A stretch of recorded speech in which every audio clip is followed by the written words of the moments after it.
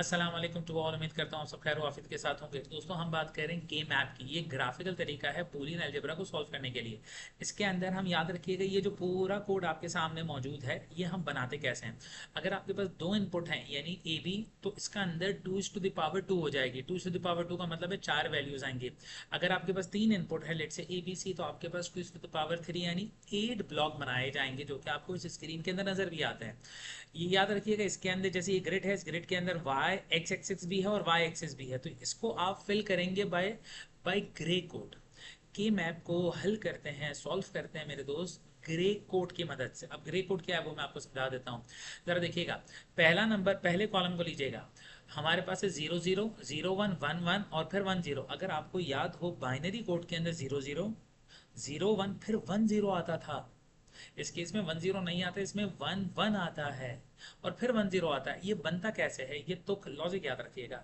सबसे पहले आप नंबर लेंगे 0 फिर 1, फिर इसी का मिरर ले लेंगे 10, फिर उसके बाद सेकंड कॉलम के अंदर दो दफा जीरोस, तो यहाँ पे दो दफा 1 है। फिर से देखिएगा, ग्रे कोड लिखने का तरीका ये है, सबसे पहले एक दफा जीरो एक दफा विल लेंगे, एक पैर आप लेंगे, फिर उसका ही मिरर इमेज आप लिख देंगे। यानी आपने लिखा 01 और उसका मिरर लिख दिया 10।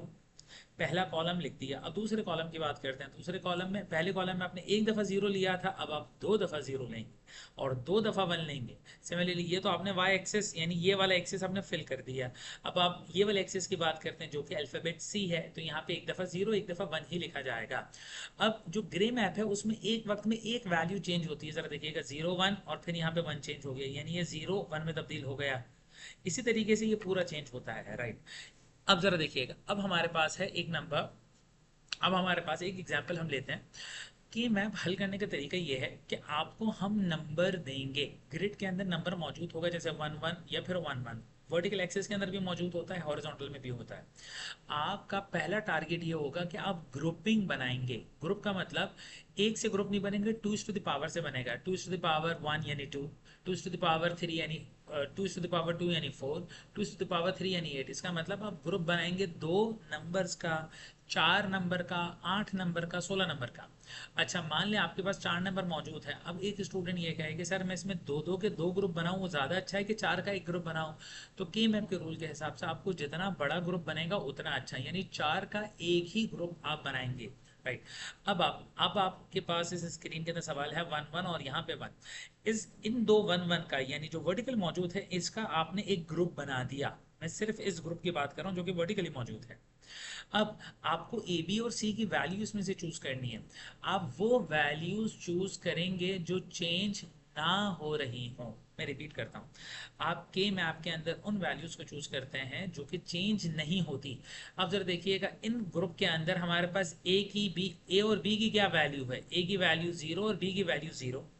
इसके अंदर हमारे पास ए बी की क्या वैल्यू है, 0 1। अब जरा देखिएगा कौन सी वैल्यू चेंज हो गई। इस ग्रुप के अंदर कौन सी वैल्यू चेंज हुई, 0 और 1 चेंज हो गया। इसका मतलब बी तो नहीं लेंगे।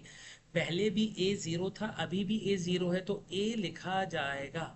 मगर अगर ए की वैल्यू 0 कॉमन थी, अब आप ए के ऊपर कॉम्प्लीमेंट लगा देंगे।